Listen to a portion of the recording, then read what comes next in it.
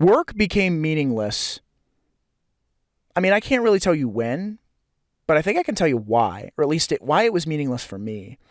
Um, the economy, at least as it stands now in the modern world, is based on problem solving. Okay. So this is what business is. This is what work tends to be. Okay. We're all solving problems for something or someone or some company or anything like that. If I'm a barista at Starbucks, I'm solving problems for Starbucks and Starbucks' customers. If I'm a construction worker, I'm solving problems for the company. If I'm a consultant, I'm solving problems for the business I'm consulting with. Okay. And the problem with before, in let's go back thousands of years, back to when humans invented fire, okay? When humans chopped down trees and invented fire, okay? When you did something, when you did a human behavior, it was like you the effect of that behavior had a one-to-one correlation with the reward. So let me give you an example. Everybody out there listening right now, imagine that like you went camping right now and like just on your own, you like chop down a tree and then you had like the tools for it. You chop down a tree and then you had, let's say, some fire, you cut it down, you took all the wood from the tree and you built a fire and then you started the fire with a match and some fuel or whatever. And now you got a fire and you're sitting out there camping, you built that fire, right? Why does that fire feel so good? Because you did it. You did it and you watched yourself do it and no one intervened. I mean, you had some help with the matches and crap, but like you took the axe, you chopped down the tree, you pulled all the wood together, you built the fire and you started it yourself and no one intervened and it was all you. And guess who reaps the reward? You do. No one else. That's why it's so fulfilling to do some of that stuff, right? This is why self-sustenance can tend to feel so rewarding, is that you do the work and you reap the benefits, okay? Well, here's the problem. Well, not so much problem, but I'll give you another example, right? Let's say that you work in a small town in the 1800s or 1700s and all you do is make chickens, or you have like a chicken farm and you trade your chickens for, I don't know, for cows and for pigs and for, grains and corn, and everybody had trade with things. It was like if I raised chickens, my chickens translated to other things, to corn, to pork, to wood, to other necessities. But you were able to sort of like the relationship between the work you did and the benefit that you received was one-to-one. It was really close. And so you could sort of tangentially relate to what you were doing. That felt really good. It's the same way with the fire example. Okay, so one day we decided to invent this thing called money. And so what we did is we created a universal currency to value work.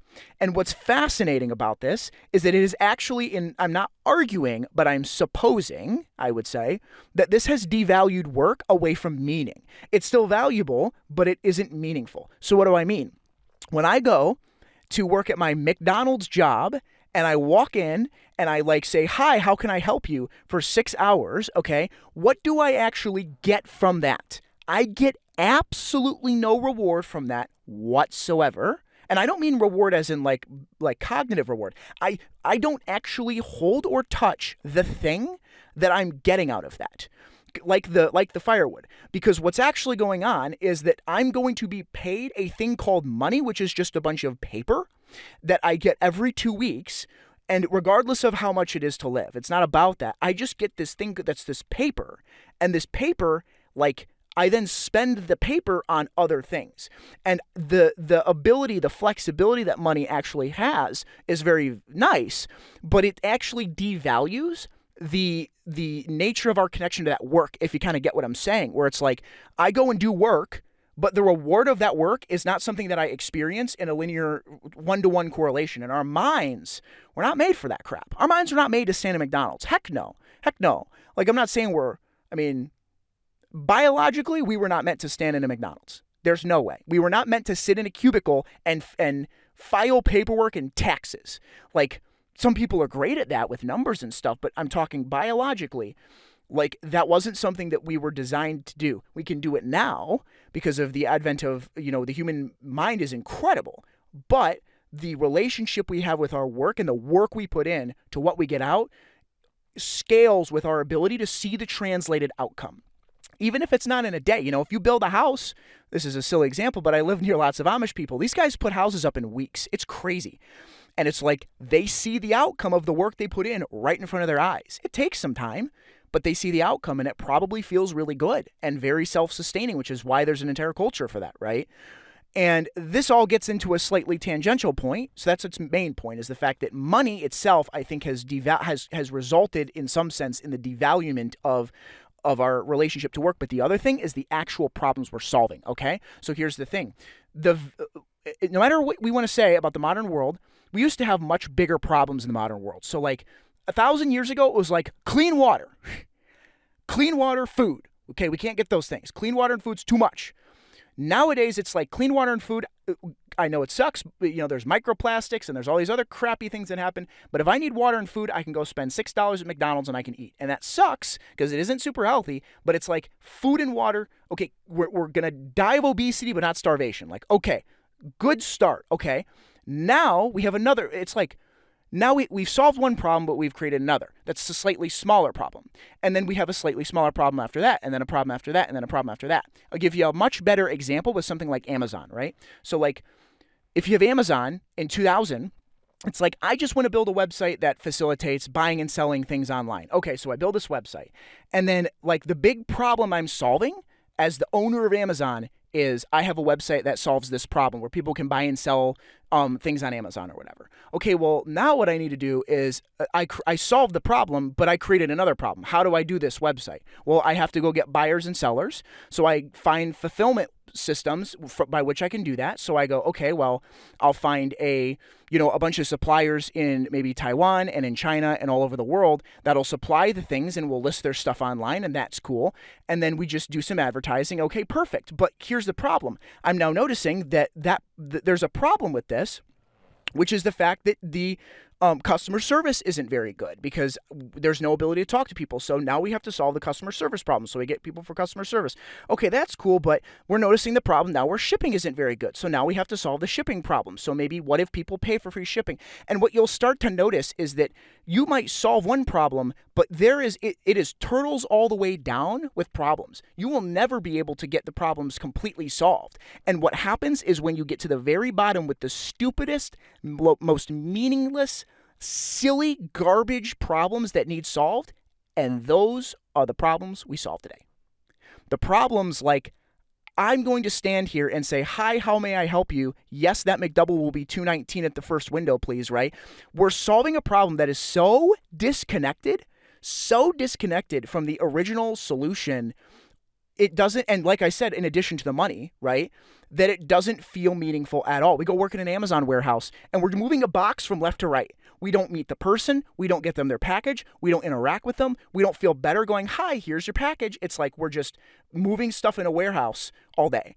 And it's like we're doing what a robot could do, what an AI could do, which is its own video, right? But it's true. And it's like that feels so meaningless because we're actually solving such deeply small problems that we're like losing our minds. Because the problems we're solving, not only are they disconnected from the reward that we get from them because they're so small by nature of money and stuff like that, but they're literally meaninglessly small problems. Like being someone who sits at a desk, God forbid, and answers phone calls from like Norton antivirus. It's, you know what I mean? It's like, oh my gosh, I'm so sorry. But it's like, I would hope that the people doing that are okay, but it's like seriously, like these silly little stupid problems that are beyond human okayness. Like we got food, water, shelter. Okay, cool. But like now we have things that are stupid things like profit margins and customer service, which is like our brains are not meant for this. This is stupid and meaningless crap. And our bodies and minds were not built for this. And so it's like, what do we do about that? Like, what the heck do we do? And it's like, we find ways to find meaning outside of that whole equation. So it's like, our work becoming meaningless means that we have to find meaningful things to do where we do something and see the reward. Do something, see the reward. And it ain't going to involve money. I'll just tell you right now. I mean, I guess it could if you start a business or something, or you find a way to facilitate that in a way that maybe you run a business where you see the reward. But don't scale it to the point where it's meaningless for yourself.